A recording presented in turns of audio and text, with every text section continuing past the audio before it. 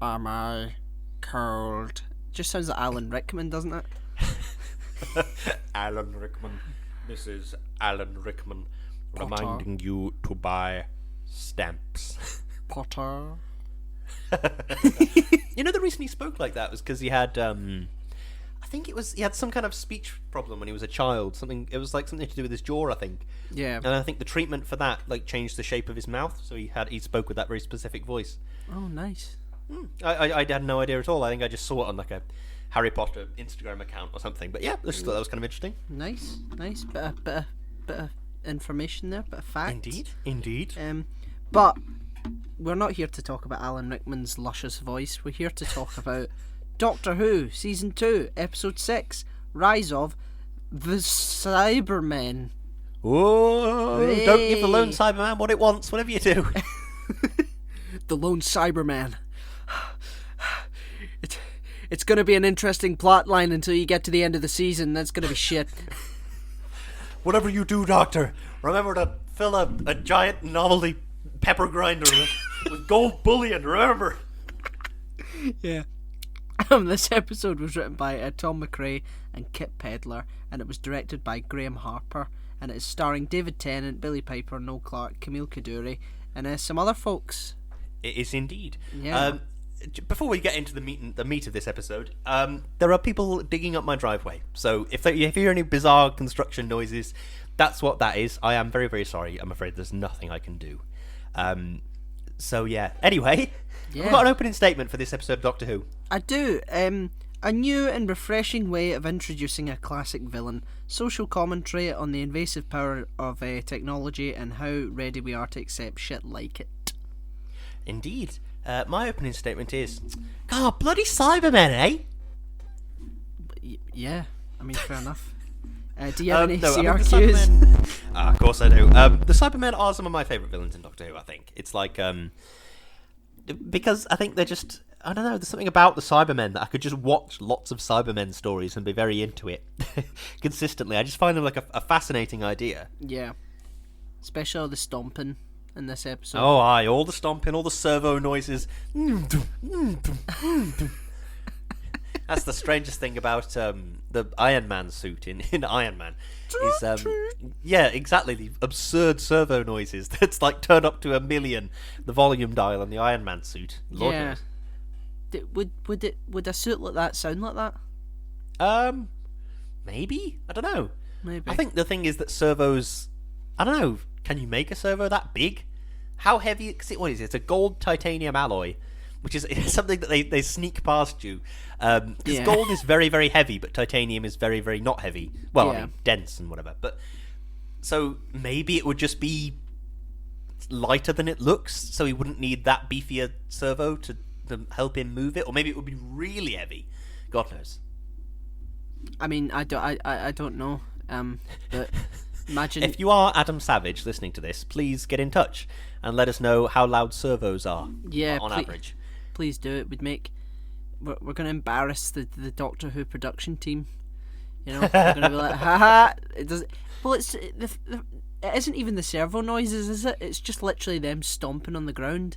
We're meant to believe it's like that the like metal, a hiss as well. Yeah, we're meant to believe the metal is that thick that any surface they're on, it will always go like that. So I don't know. Maybe it does. Who knows? Maybe. Well, yeah. I mean, yeah. Not in real life. It's just guys walking about in plastic going. But I bet one of them must have been like just. They had to just put some sound effects in to cover that up. Yep. That's what they had to do for the Star Wars prequels. You know, Ewan McGregor, when he was fighting with a lightsaber, will go. And they had to like deliberately try and scrub out his sound, the sound of him going, so that they could put in the lightsaber noises. Yeah. Yeah. It's a weird voice, the Cyberman voice, isn't it? Yeah, it is a bit. I like it, but it is a bit odd. It's like you almost need to go to like the back of your throat to do it. It's like the next level of mankind. It's like really sort of. Do you know what? I found out a way that you can do a Dalek voice, right? On Audacity, and I think there's a Cyberman one. Oh, I see. So I'm gonna try it out. I'm editing this week, right? Okay. So you just need to pause a wee minute, and then I'll do a voice and see if it doesn't work. There's not gonna be an effect, and I'll have really embarrassed myself. Okay. So, okay, here we go. We are human point 2. We are the Cybermen. Delete. There we go. Perfect. Wow, that was incredible. That I'll sounded isolate so that. realistic to what Cybermen sound like. That was incredible, Dan. Yep, it's gonna be well worth it. Fuck's sake. That's going to be well worth the 20 minutes of effort it's going to take to edit that like Cyberman. I'm gonna be hunched over at 1 a.m. like, I've finally done it, and it's the wrong voice. It's a Dalek voice, and then it'll all crash and it won't have saved properly, and you'll call me crying. I'm like, Lewis, help me! Saved properly again. Right. Obviously, this is an alternative universe, alternate reality in which this is sort of occurring. So they throw in a lot of things which they expect you not to think about, but I invite you to think about them. Yes. What are the implications of the President of Great Britain? Yeah, well, that means that there's no Queen. It does, and it also means probably that there's no Parliament. Yeah, and didn't they mention a king? I don't know. I didn't. Not that I clocked. I thought I heard a mention of a king. But it was Harriet Jones, wasn't it, before? It was Harriet Jones who was the president. In our reality, yeah. No, but oh no, wait, that's still to happen. In Doomsday, they mention who's the president now, and it's like a woman called Harriet Jones. Oh, okay, right, so she's the head of state of Great Britain. You know, okay. She's going to be blowing up spaceships and that. Yeah, and the president of Great Britain. Right. What separates a president from a prime minister? No parliament. They're like the ultimate head of state. So no queen. Yeah. They can issue executive orders. They can declare Antifa a left-wing terrorist organization. They can. They can pardon people. Yeah, that's true. They can. Yeah. Okay. Well, we've figured that one out. What is the implications of everybody having a Zeppelin? And there's loads of Zeppelins running around. There's probably going to be air lanes. Probably going to be air traffic. Yeah. Yeah. Did the Hindenburg disaster still happen? Maybe it didn't. Maybe that's why there's so many of them. Yeah. Or Maybe people think it's a really good idea. Yeah. Yeah. Maybe there's like advanced. Maybe there's advanced production of like helium and stuff. That's one of the things that on the moon apparently there's a lot of frozen helium. Oh. So maybe there's like a really advanced space program, so that they can go up and get helium and hydrogen and stuff in order to fuel the Zeppelins. Do you think Elon Musk runs it? Or maybe it's Elon Tusk from Rick and Morty. Or maybe Richard Branson finally beat him to it, and that his Virgins look really successful in this timeline. Maybe. As opposed to the Virgin that is not at all successful in this timeline. No, it is, but I mean they've lost like, a lot. They've lost their trains. They've lost their, their space stuff and all that. And Virgin broadband is notoriously crap. Yeah. So I imagine they're not far away from losing that. Did you ever see the BAFTA ceremony where Lee Mack won? And it was and the event was sponsored by Virgin Media. Right. And he was like, yeah, and I don't normally use Virgin because the reception's terrible. And there's a big Virgin fucking sign in front of him. He's like, good luck editing that out because it airs in about half an hour. So it was a terrible impression. Holy shit. What are the implications of New Germany? It sounds pretty. What caused the downfall of the previous Germany? Yeah, it sounds pretty fashy, doesn't it? It does a bit. It does a bit. Yeah. Do you think America has a monarchy then? Do you think they maybe we had the independence revolution against ourselves, and the royals fled to America and set up shop there? Perhaps, but the question then would be, why would they flee to America and not to any of the other European monarchs to which they are related? That's a good point. Because wasn't King George VI or something, the Queen's dad, wasn't he the cousin of Tsar Nicholas II? There's something about all the European royal families are like incredibly related. Yeah, they're all inbred. Oh, yes. Yeah. We have spoken about this on the podcast before, but yes. It's true. So, no, I mean, it is true. New Germany, would it be a World War II thing, maybe? Maybe. At the end of World War II, they formed a new Republic of Germany or something? Maybe something like that. And knock down the German Parliament building or something? I've got no idea. I mean, is there a German Parliament building? There's gotta be. I think there is. Isn't it the Reichstag?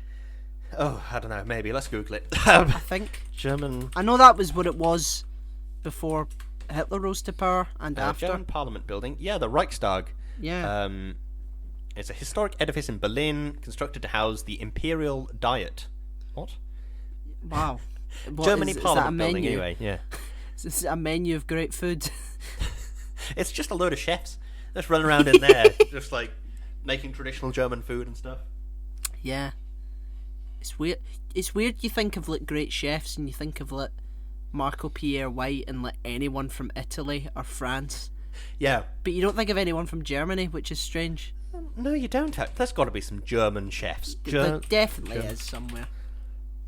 German chefs. I'm looking through this list. I don't recognise anybody so far.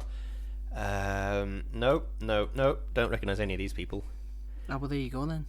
Well, in that case, there must there be are none. no German chefs in the world. None at all. Nope. It's funny how little Lumic is like Davros, but for the Cybermen.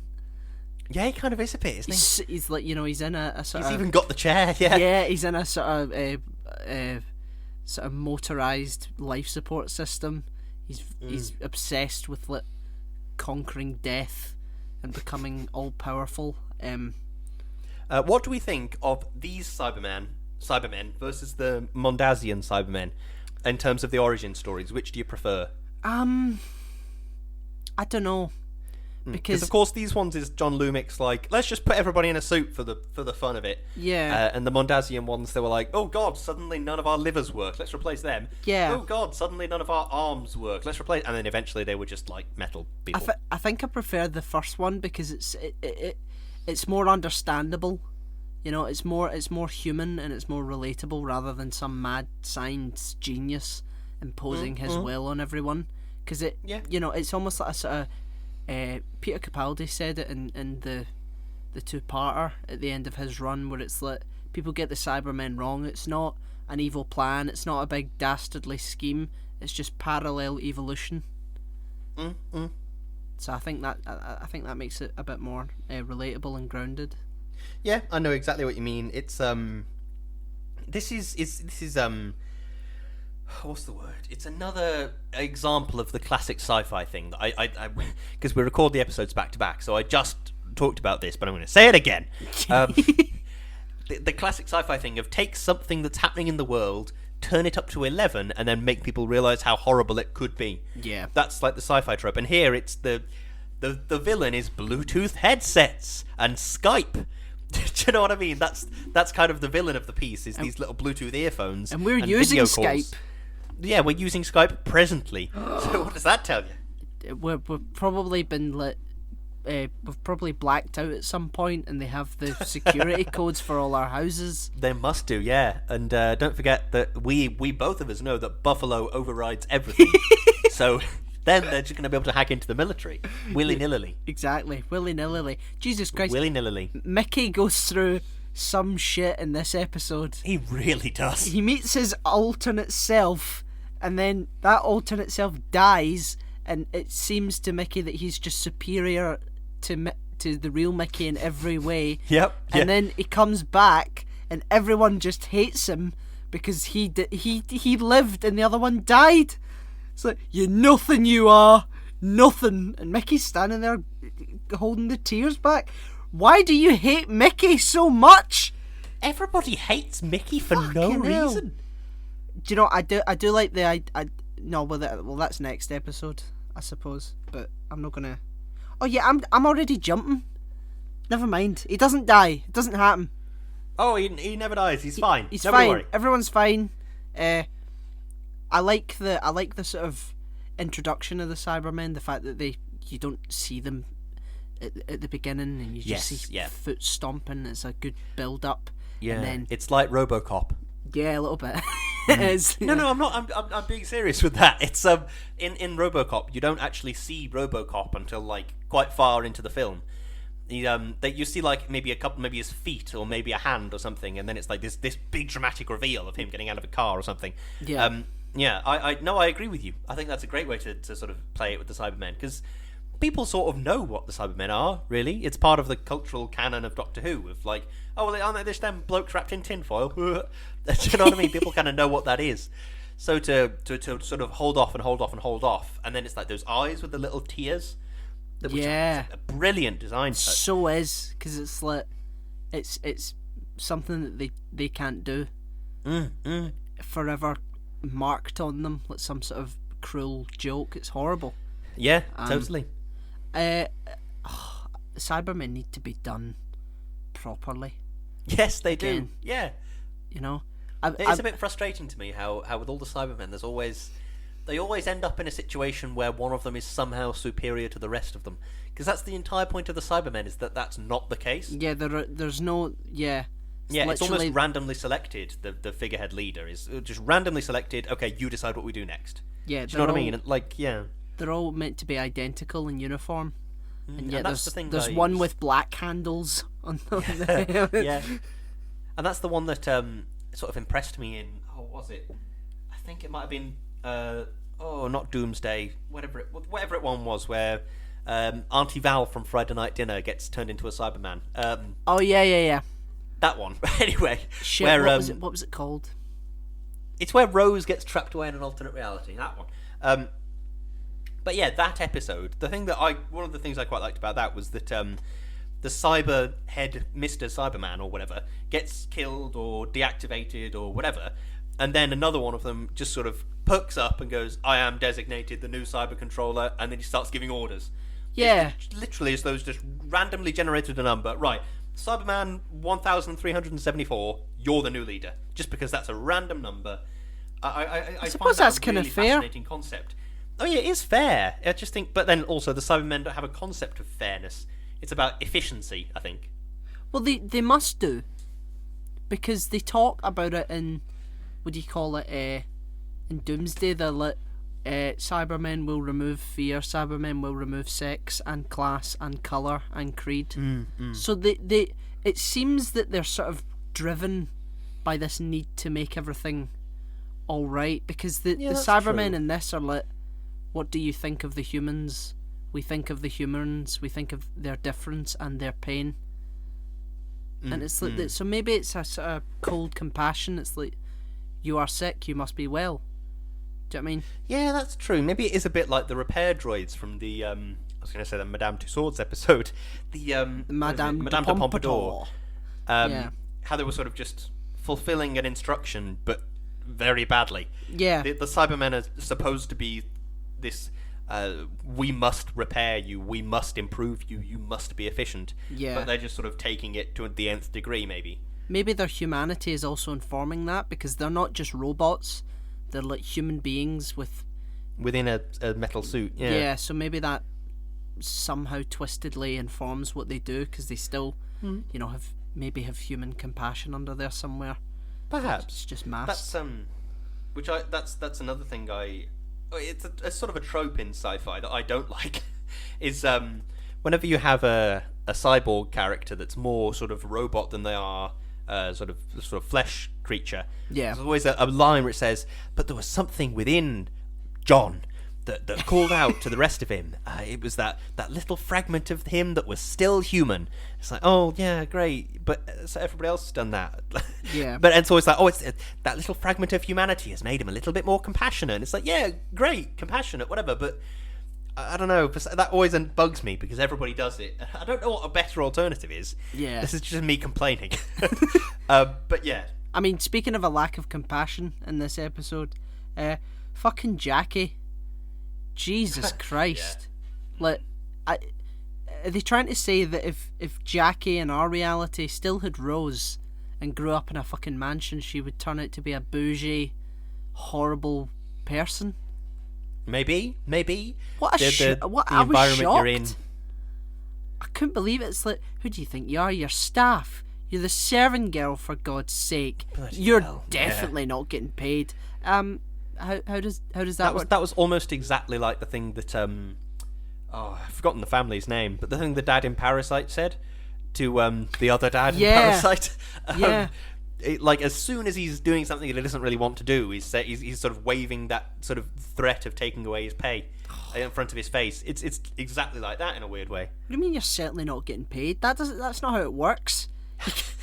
Yeah. At the end of the night, you can't just then go, you're not getting paid because you asked me about if I'm alright and offered me a cup of tea. It's like, fucking hell. Oh, Yeah. Maybe, I imagine that probably workers' rights in this universe are much less evolved. I mean, they're dog shite here, but I'd imagine they'd be worse in a society where there's fucking zeppelins everywhere and fucking it's quite alright to just enroll metal men onto the streets. But who knows? I've got a bit of a question. Go on. Lumic talks about how the brain is the most integral part of a human being. It's what informs decisions and everything and whatever. Yep. And then he goes about harvesting completely random people for his first generation of Cybermen. You'd think if you wanted to show off the Cybermen and you believed that the brain was the integral part of them, would you not try and get somebody very, very clever or somebody very, very knowledgeable? Or, Yeah. You know what I mean? But that informs hierarchy then, doesn't it? I suppose, yeah. Because the whole point is that they're all the same and, you know, they're all identical. So if you start having cleverer ones and sort of tiers of them, maybe one, like a sort of singular oligarchy would sort of... It would break the rule, but not enough to throw in the whole thing. But if you have like, this is the cyber business class, the cyber first class, Yeah. These are cleverer Cybermen, and the bottom Cybermen are just like, do you want a metal fag or something? Do you want a metal bottle of Buckfast? Or something like that. Well, yes. I'm not quite sure how to react to that one. I was sort of with you, and I had something in my mind. Then I was concentrating on what you were saying, and it just sort of went. You get any spare oil? That was it. Yeah, the thing that I what? What? I said spare oil. Oh yes, I remember. The thing that I do think about the Cybermen's intelligence is it's not necessarily how intelligent each individual one of them is, because they sort of pool their processing power of the idea that a human brain has a different processing capability somehow than a computer chip. And let's not get into the whys and wherefores, but supposing that is the case, then they sort of pool their processing power and start considering and thinking as one unit, which I think is what makes the Cybermen sort of dangerous, I suppose is the word. Yeah, because they've got like a sort of neural network, don't they? They mention that. Yeah, in future episodes, which is another sort of buzzword that, because I mean, I did an A-level in computer science, so I like to pretend I know a lot about computers. In reality, I know very little about computers, but things like neural network is one of those phrases that people just throw in there. That must, it's like, I mean, it's a time travel show. There must be actual quantum physicists in real life getting furious whenever they watch time travel. Yeah. But yeah, neural network and the one that I wrote down here was a Bluetooth mesh network is something that they sort of describe in the show without using those words, but it's something we actually have now. Yeah. A Bluetooth mesh network would be like where my phone pairs to everybody's. It's like a peer-to-peer network, basically, on a certain amount of space. So, like, I think they're a thing quite commonly on university campuses, where, like, your phone will connect to the person next to you, and their phone will connect to the person next to them, and so on and so on and so on. And it's this big daisy chain where you all sort of connect into one big sort of mesh. And it's all this Bluetooth mesh network, which is what they're describing with the Cybers Industries network, of they're all connected to each other by way of these little headphones that are all connected to each other. Do you know what I mean? Yeah, exactly. I mean, there's quite a few parallels. Oh, see what I did? Between our reality and the show's sort of meta reality. I mean, it's meant to be more advanced. Do you think that at some point in the future we'll all stop and just like information will be downloaded into our heads via our phones, like in, on Satellite 5 with the chips in our heads? I think that there will be implantables. Will perhaps be the next stage of. Once we've mastered sort of wearables, I think implantables will be the next thing. I don't know if I don't think we'd go straight to chips in the brain, even though Elon Musk is giving it a bloody good go. I think the next step might be things like implanting something in your eye so you can sort of zoom with your vision, maybe. Would you ever get a chip? I don't really know. I think I'd have to try and weigh up the danger. Would it be like the Kingsman chips that can blow up my head? Well, obviously it would be advertised as like a good thing. I think I wouldn't be first in line. No. I'd consider it, but I'd wait for other people to have had one for a year or two first. Yeah. Yeah. What would you do? Would you have one? I don't know, because the conspiracy theorist nut in my head would be like, "You're gonna fucking die if you take that chip, Daniel." But like, I don't know if I'd take a brain chip. No. I might take like I don't know, if there's like a chip that, like you hear about people with degenerative nerve diseases and stuff. Maybe a chip or like a cabling system or something that re-enhances your nerves or re-enhances your tendons or something. That kind of thing. I would if I was in that situation. I think I would be open to. Or like I said, that thing about putting a chip in your eye that helps you to like zoom in the distance or focus better. Because I need glasses in real life, obviously. Yeah. So if there was a way to just like improve my eyes and replace them with robot eyes or something. Yeah. I found maybe that's a bit of a step too far. Maybe I'd just stick with contact lenses or something. Maybe like filmmaking from then on would be if you got like eye surgery, and the camera would act as be in your eyes. Yeah, just your eye. I mean, because the eye is a pretty good fucking camera. It can remove focus from things.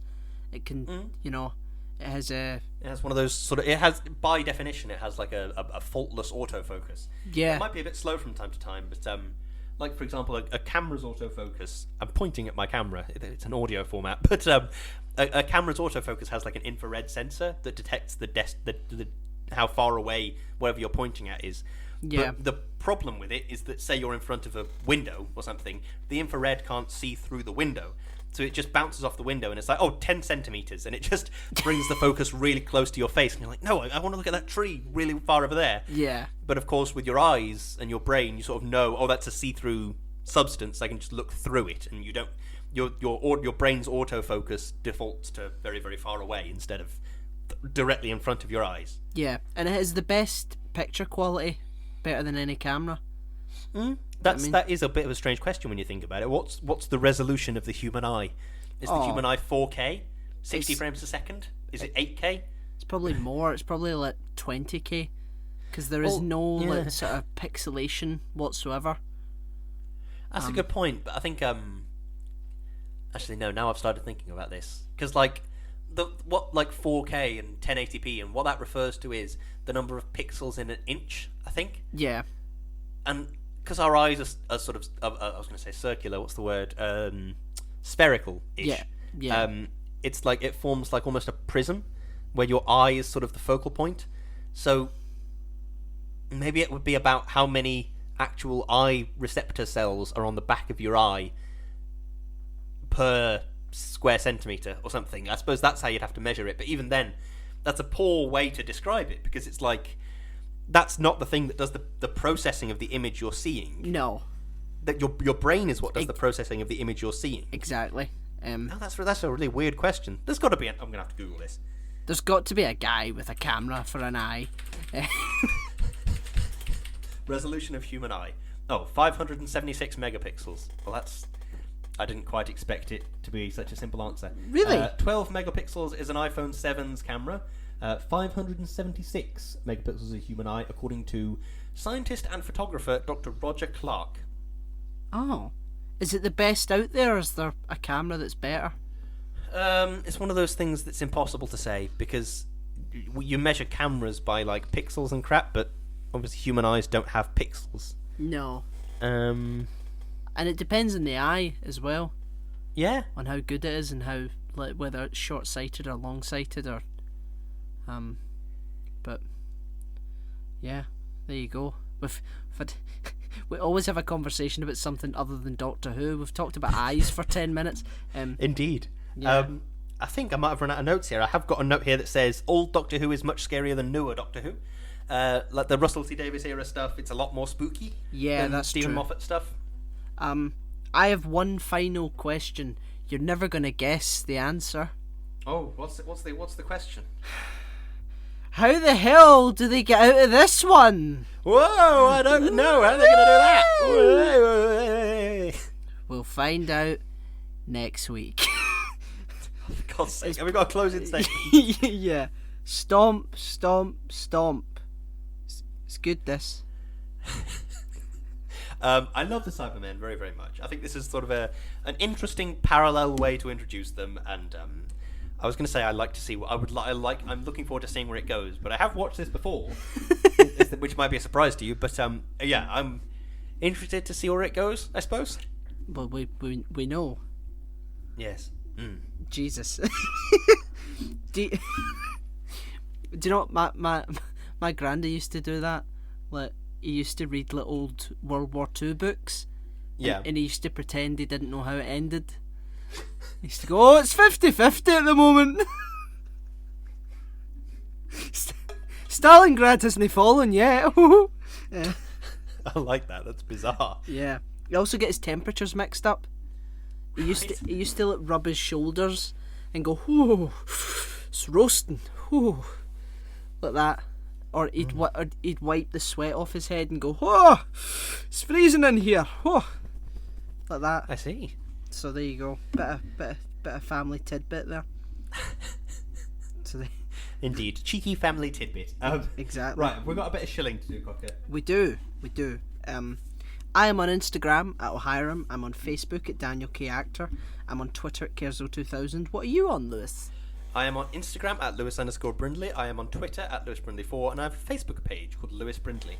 And the show also has a Facebook page called Shouting Into the Void, where you can get updates about the show, and you can follow the page and like it and share it and do all that good stuff. So go and check it out. Definitely.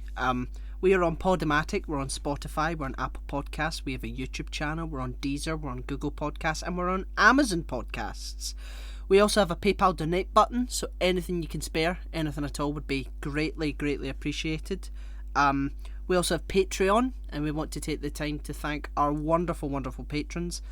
Chloe. Thank you. Darius. Thank you. Sophie. Thank you. Peter. Thank you. Aditya. Thank you. Richard. Thank you. Newcomer Cameron. Ba-ba-ba-ba. And newcomer Natalie. Ba-ba-ba-ba-ba. There you go. So thank you so much for supporting us. You make this podcast possible, and you're the reason that we, continue. So you yeah, do indeed. Thank you very much, one and all. You are good eggs. Best eggs. We also have merch on Teespring and Redbubble. It's coming up to Christmas, so if you want to get a loved one or a friend or whoever a tote bag, a jumper, a t-shirt, a mug with our insignia on it, please go ahead. Or if you don't, just go have a look. I like the implication that your friends are not loved ones. Friends are people you tolerate. Yeah. Friends are people you just sort of have nearby because you have to, and then your loved ones. Yeah. It doesn't matter, die. I forget everyone isn't like me. But yeah, so go check that out. And last but certainly not least, we are partnered with a fantastic company called Number 12 Crochet Avenue, and Lewis is going to say some wonderful things about them that are all true. Indeed I am. Number 12 Crochet Avenue is a crochet company run by my wife where she crochets things and she's very good at it. The Instagram account is bellissimo and it is very much worth going and having a look and checking it out, following and liking and commenting and all that good stuff. So go and take a look at Number 12 Crochet Avenue on Instagram. That's just words, no numbers, no punctuation. So go and take a look. Definitely. Well, that's us. Indeed it is. Yeah. I wonder what's going to happen in the next episode of Doctor Who. Who knows? The next episode is called Age of Steel, I believe. Indeed. Bit on the nose. But yeah, so we will see you, hear you, smell you, take your brain out, put it in a fucking metal suit next time. That's precisely what we'll do, yes. I mean, that's a better sort of end note to what I did for the boys.